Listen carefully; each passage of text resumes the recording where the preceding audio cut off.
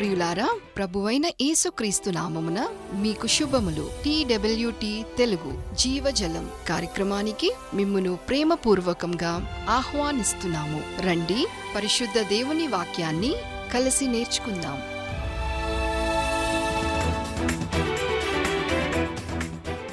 ప్రియమైన రేడియో శ్రోతలు, వాక్యాన్ని వినటానికి కుటుంబ సమేతంగా వచ్చారు కదా. ప్రార్థనాపూర్వకంగా ఈ వాక్యాన్ని నేర్చుకుందాం. ఈ దినాన మనం ధ్యానించబోయే అంశము పీస్, సమాధానము. ముందుగా దేవుని యొక్క సహాయాన్ని కోరుకుందాం. ప్రార్థన. ప్రియ పరలోకపు తండ్రి, ఈ లోకంలో సమాధానం లేక అనేక మంది నశించిపోతూ ఉన్నారు. వారి కుటుంబాల్లో నెమ్మది లేక బాధపడుతూ ఉన్నారు. అట్టి వారితో వాక్యం ద్వారా మాట్లాడమని, ప్రతి కుటుంబంలో, ప్రతి వ్యక్తిగత జీవితంలో సమాధానాన్ని దయచేయమని, శాంతిని దయచేయమని మీ ప్రియ కుమారుడైన యేసయ్య నామమున ప్రార్థిస్తున్నాము పరలోకపు తండ్రి. ఆమెన్. ఈ కాలంలో చాలామంది సమాధానమును, శాంతిని, నెమ్మదిని వెదుకుతూ ఉన్నారు. కాని ప్రతి కుటుంబంలో సమాధానము కరువైపోయింది. యుద్ధాలు మరియు ఉగ్రవాదంతో లోకమంతా సమస్యలతో నిండి ఉన్నది. చాలా కుటుంబాలు అనేకమైన సమస్యలతో పోరాడుతూ ఉన్నారు. వారిలో పిల్లల వలన సమస్యలు ఎదుర్కొంటున్న తల్లిదండ్రులు, భార్యాభర్తల మధ్య గొడవలు, సమాధానము లేకుండా జీవిస్తూ ఉన్నారు. కొందరైతే తమకు తామే వ్యక్తిగతంగా సమాధానము లేకుండా జీవిస్తూ ఉన్నారు. ఇలా సమాధానం లేకుండా జీవించటం దేవునితో సమాధానం లేకుండా ఉన్నట్లే. అంటే దేవునితో మాట్లాడకపోవటం, ప్రార్థనా జీవితం లేకపోవటం. ఇక ప్రాముఖ్యంగా నైతిక విలువలను, పరిశుద్ధ జీవితాన్ని జీవించలేకపోవటమే. మనం దేవునితో సమాధానంగా లేకపోతే ఖచ్చితంగా మనకు సమాధానం అనేది ఉండదు. ఈ సమాధానం కావాలంటే ఒక్క సులభమైన పరీక్ష ఉన్నది. అదేంటంటే, పడుకొని కళ్ళు మూసుకొని కొన్ని నిమిషాలు మనం ధ్యానం చెయ్యాలి. మీరు కళ్ళు మూసుకున్నా కూడా మీలో ఆలోచనలు ఉన్నప్పుడు 20 నిమిషాల పాటు కూడా మీరు ధ్యానం చెయ్యలేకపోతే మీ మనసుల్లో ఎంత అసమాధానమున్నట్లు. మీరు ఎప్పుడూ పరుగులు పెడుతూ, మీరు పనిచేసే చోట కూడా నెమ్మదిగా ఉండలేక ఒకచోట నుండి మరొక చోటికి పని కొరకు వెళుతూ ఉంటే మీ మానసిక స్థితి బాగోలేదని దాని అర్థం. మీకున్న సమాధానము నిజమైనది కాదు. అయితే దేవుడిచ్చు సమాధానమునకు బదులుగా లోకము ఇహలోకపరమైన సమాధానమును చూపిస్తూ ఉంటుంది. ఈ లోకంలో మనం సంతోషంగా ఉండటానికి చాలా మార్గాలు ఉన్నాయి. ఒక మార్గం ఏమిటంటే, మనము మన జీవితంలో పనులు చేసుకుంటూ మనల్ని బాధించే విషయాన్ని మర్చిపోయేలా చేసుకోవటమే. ఆ బాధను మనము మనసులో నుండి తొలగించుకోవాలని చాలామార్లు ప్రయత్నం చేస్తూ ఉంటాం. చాలామంది వారి జీవితాల్లో వారు అనుభవిస్తున్న బాధను మరిచిపోవటానికి, సమాధానాన్ని పొందుకోవటానికి తీరికలేని పనులను ఎంచుకుంటూ ఉంటారు. ఇలా పనులు ఎంచుకోవటం ద్వారా వారి జీవితాల్లో ఉన్న కష్టాన్ని, ఇబ్బందిని దూరం చేసుకోవటానికి ప్రయత్నిస్తూ ఉంటారు. వారిని బాధించిన సందర్భాల గురించి ఆలోచించటం కూడా వారికి ఇష్టం ఉండదు. పరుగు పందెంలో ఉన్నట్లుగా నిరంతరం తొందరపడుతూ సమాధానం లేకుండా ఉంటారు. అనేకమార్లు వారు ప్రతి ఒక్కరితో విసుగు చెందుతూ ఉంటారు. ఉదాహరణగా, ఒకవేళ మీరు మాత్ర వేసుకొని 1 గంట నిద్రపోవాలి అని అనుకుంటే అది కొంత సమయం వరకు పనిచేస్తుంది. కాని తర్వాత మళ్లీ మనం మామూలు స్థితికే వస్తాం. చివరికి వేసుకున్నటువంటి ఈ మందుల వలన ఏమీ మార్పు ఉండదు. అది శాశ్వతమైన మార్పు కాదు. నిజమైన సమాధానాన్ని కూడా మనకు ఇవ్వలేదు. సాధారణంగా చాలామంది వారు చేసిన తప్పులకు ఇతరులను నిందిస్తూ ఉంటారు. ఎవరైనా మనతో మీరు అలా చేసి ఉండకూడదు లేదా అలా చెప్పి ఉండకూడదు అని అన్నప్పుడు మన మనసులో చాలా నొచ్చుకుంటాం. కోపం కూడా వస్తుంది. వేరే వాళ్ళు అలా చెప్పటము మనకు ఇష్టముండదు. మనం చేసినది తప్పైనా ఆ తప్పు కాదని మనల్ని మనము సమర్థించుకుంటూ ఉంటాం. వాస్తవానికి ఇతరులు తమను మంచివారు అని అనుకోవటానికి కొన్ని మార్గాలను ఎంచుకుంటూ ఉంటారు. వారు చేసిన ఒక్క తప్పు పనికి వేరే కలత చెందుతూ ఉన్నప్పటికీ దానిని తమ మనసులో నుండి తొలగించుకోవటానికి ప్రయత్నిస్తూ ఉంటారు. పరిస్థితి బాగలేని ఇతరులతో పోల్చుకుంటూ వారికంటే మేము బాగున్నాము అని అనుకుంటూ ఉంటారు. మేము మంచివారమని వారితో వారు అనుకుంటూ భ్రమపడుతూ ఉంటారు. ఉదాహరణకు, ఎవరైనా తాగి చెయ్యకూడని పని చేసి ఆ అపరాధ భావము నుండి బయటపడాలని ప్రయత్నిస్తూ ఉంటారు కదా. తనకు తెలిసిన వారు ఎప్పుడూ తాగుతూ ఉంటారు, నేనైతే ప్రతిరోజూ తాగను కదా అని వారికి వారు సమర్థించుకుంటూ ఉంటారు. నేను వారికంటే మంచివాడిని అని అనుకుంటూ ఉంటారు. ఇవన్నీ పనికిరాని ఆలోచనలు. కాని మనం తప్పు చేస్తున్నాము అని మనస్సాక్షి గుర్తు చేస్తూ ఉంటుంది. మనం ఇతరులతో ఇంకా పోల్చుకుంటున్నామంటే మనం ఏమీ మారలేదు అని దాని అర్థం. అది మనల్ని ఏ విధంగానూ మెరుగుపరచలేదు. వాస్తవానికి కొద్దిసేపు మాత్రమే బాగున్నాను అని అనిపిస్తుంది, కాని ఇటువంటి ఆలోచన వల్ల ఎలాంటి ప్రయోజనమూ ఉండదు. సాధారణంగా చాలామంది వారు చేసిన తప్పులకు ఇతరులను నిందిస్తూ ఉంటారు.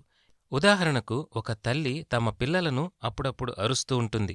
పిల్లలు తప్పు చేసి క్షమించమని అడగటం కంటే, నేను చెప్పినప్పుడు నా మాట వినింటే నాకు కోపం వచ్చిండేది కాదు కదా, నేను మిమ్మును తిట్టేదానను కాదు కదా అని తనకు తాము సమర్థించుకుంటూ పిల్లలతో చెప్తుంది. కొన్నిసార్లు పిల్లలేమంటారంటే, మా అమ్మ కోపపడింది, తిట్టింది, అందుకని అలా చాలామార్లు చేయటం వలన ఆ అలవాటు మాకు కూడా వచ్చింది అని అంటూ ఉంటారు పిల్లలు. కొందరైతే వారి జీవితంలో బాధలు అనుభవిస్తున్నారు అంటే దానికి కారణం వారి తల్లిదండ్రులే అని జవాబిస్తూ ఉంటారు. మా నాన్న సరిగ్గా లేడు కనుక, ఆయన చెడు అలవాట్లు కలిగి ఉన్నాడు కనుక, ఆయన చెడు మాటలు మాట్లాడుతూ ఉంటాడు కనుక అదే మాకు కూడా వచ్చింది అని పిల్లలు కూడా తమకు తాము సమర్థించుకుంటూ వస్తారు. వారంటారు, ఆ లక్షణం వారసత్వంగా మాకు వచ్చిందని చెప్తూ ఉంటారు. మనుషులు ఎప్పుడు కూడా వారి పరిస్థితిని ఇతరులపై నెట్టడానికి ప్రయత్నిస్తూ ఉంటారు. శ్రమపడి పని చేయటము, లేదా తాగి బాధలను మర్చిపోవటము, లేదా ఇతరులను నిందించటం, లేదా వారికంటే తక్కువగా ఉన్నవారితో పోల్చుకోవటము, ఇలాంటి ఆలోచనలు, ప్రవర్తన జీవితంలో ఎన్నటికీ పనికిరాదు. ప్రియమైన రేడియో శ్రోతలు, గమనించండి, సమస్య ఎక్కడో లేదు, మన హృదయంలోనే ఉన్నది. మనం దేవునితో సమాధానంగా లేకపోతే నిజమైన సమాధానము మనము పొందలేము. వాస్తవానికి సమాధానము ప్రతి ఒక్కరికి ఇవ్వబడింది. అది మన ప్రభువైన యేసుక్రీస్తు నుండి వచ్చే నిజమైన సమాధానం. ఆయన అంటున్నాడు, నా యొద్దకు రండి, నేను మీకు విశ్రాంతి కలుగచేస్తాను అని ప్రభువైన యేసయ్య పరిశుద్ధ గ్రంథంలో సెలవిస్తూ ఉన్నాడు. యేసయ్య చెప్పిన మాటలు మనం గమనించాలి.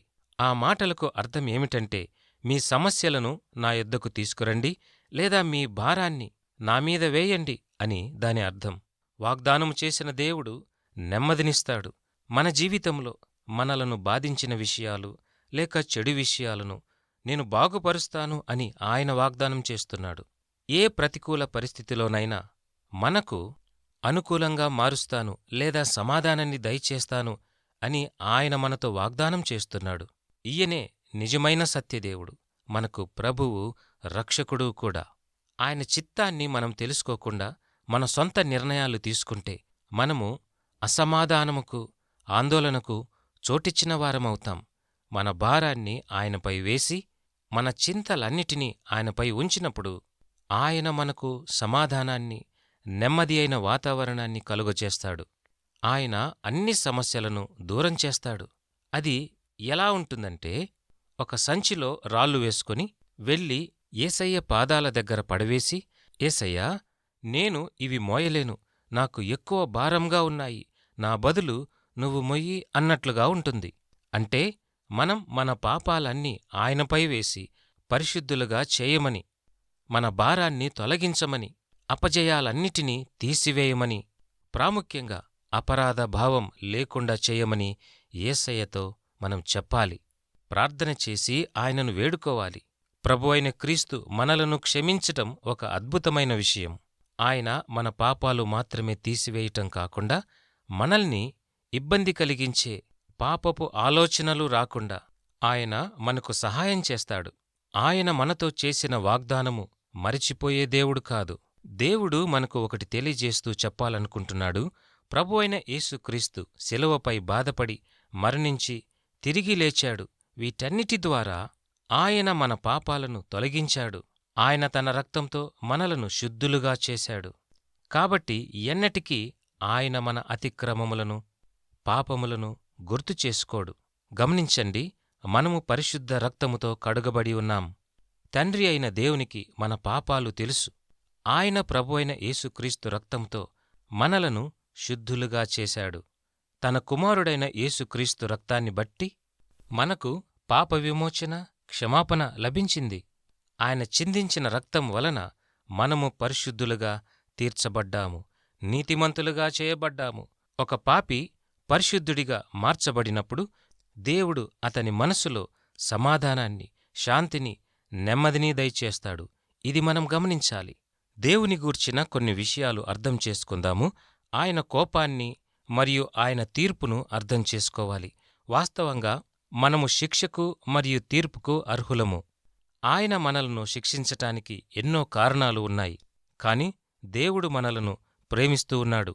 దేవుడు మనల్ని క్షమించాడు అనటానికి తన సొంత కుమారుడైన యేసుక్రీస్తును ఈ లోకానికి పంపాడు. ఆయన మరణం ద్వారా మనకు రక్షణ ఇవ్వబడింది. మనము శిక్షకే అర్హులము. కాని ఆయన తన ప్రేమతో మన పాపములను తనపై వేసుకుని మనకు బదులుగా ఆయన మరణించాడు. మనము శిక్ష అనుభవించాల్సిన అవసరం ఇక లేదు. ఆయన తన ప్రాణాన్ని అర్పించాడు. ఆయన పరిశుద్ధ రక్తం వల్ల మనము పరిశుద్ధులుగా తీర్పు తీర్చబడ్డాము. అందుకే మనకు సమాధానము లభిస్తుంది. మనము రాత్రి పడుకున్నప్పుడు మన ఆత్మను దేవునికి అప్పగించాలి. నా భారములు, అవసరతలన్నీ తీర్చమని ప్రభువును అడగాలి. మనపై ఆయనకున్న శక్తి, సామర్థ్యం, ప్రేమ, కనికరము, క్షమించే గుణం, ఆయన మనల్ని నడిపించే విధానము, వీటన్నిటినీ బట్టి నేను ఎంతగానో సంతోషిస్తూ ఉన్నాను. ప్రియమైన సహోదరుడా, సహోదరి, ఆయన ఆధీనంలో మనం ఉన్నాము కాబట్టి మనము రాత్రి ప్రశాంతంగా పడుకోవచ్చు. మనము జీవించిన లేదా చనిపోయిన రెండు విధాలుగా మనము దేవుని సంరక్షణలో ఉన్నాము. ఒకటి, మనము ఈ లోకంలో జీవించి ఉంటే ఆయనే మనకు కాపుదలగా ఉంటాడు. ఒకవేళ మరణిస్తే నిత్య జీవముతో ఆయనతో కూడా ఉండే భాగ్యం లభిస్తుంది. శిష్యులు కూడా ఇదే నేర్చుకున్నారు. వారు అన్ని సమస్యల మధ్య ఉన్నప్పటికీ వారు దేవుని స్తుతించారు. వారి జీవితాలను ప్రభువైన యేసుక్రీస్తుకు అప్పగించారు. పరలోక రాజ్యాన్ని చేరగలిగారు. దేవుడు మనకు ప్రభువైన యేసుక్రీస్తు ద్వారా ఇలాంటి సమాధానాన్ని దయచేసి ఉన్నాడు. దేవుడిచ్చు సమాధానము మీకు కూడా కావాలని ఆశిస్తున్నారు కదూ? అయితే దేవుణ్ణి వేడుకొనండి, ప్రార్థన చేయండి. ఆయన తప్పక సహాయం చేస్తాడు. ఈ వర్తమానం వింటున్న ప్రియ రేడియో శ్రోతలు, మీలో, మీ కుటుంబాలలో ఒకవేళ సమాధానం లేక బాధపడుతున్నారేమో, దేవుని యొద్దకు రండి, పాపక్షమాపణ పొందుకొనండి. క్షమించమని ప్రార్థన చేయండి, వేడుకోవాలి. ఆయన ప్రేమగల దేవుడు కనుక తప్పక నిన్ను క్షమించి నీ హృదయంలోని కలతను, వేదనను, నెమ్మదిలేని స్థితిని తొలగించి నీకు ఒక ప్రత్యేకమైన ఆనందాన్ని, నెమ్మదిగల వాతావరణాన్ని దయచేయగల దేవుడు. తలలు వంచండి, ప్రార్థన చేద్దాం. ప్రియ పరలోకపు తండ్రి, ఈ రేడియో ద్వారా విన్నటువంటి వాక్యాన్ని బట్టి మిమ్మును ఆరాధిస్తున్నాం, మీకు కృతజ్ఞతాస్తుతులు సమర్పిస్తూ ఉన్నాం. ప్రియ ప్రభువా, ఇక్కడ ఉన్న అనేకమంది తమలో, తమ కుటుంబాలలో నెమ్మది అయిన వాతావరణం లేక అసమాధానంతో అనేకమార్లు వేదన పడుతూ ఉన్నారు. ఈ ప్రత్యేకమైన సమయాన వారి భారాన్ని మీ ఎదుటికి తెస్తూ ఉన్నారు. మీ ప్రియకుమారుడైన యేసుక్రీస్తు యొద్దకు తెస్తూ ఉన్నారు. వారిని క్షమించి, భారాన్ని తొలగించి, సమాధానాన్ని, సంతోషాన్ని వారి కుటుంబంలో దయచేయమని, వారికి ఒక నూతన జీవితాన్ని, ఒక ప్రత్యేకమైన ఆశీర్వాదాలతో వారి కుటుంబాలను దీవించమని మీ ప్రియకుమారుడైన యేసుక్రీస్తు నామమున ప్రార్థిస్తున్నాము పరలోకపు తండ్రి. ఆమెన్.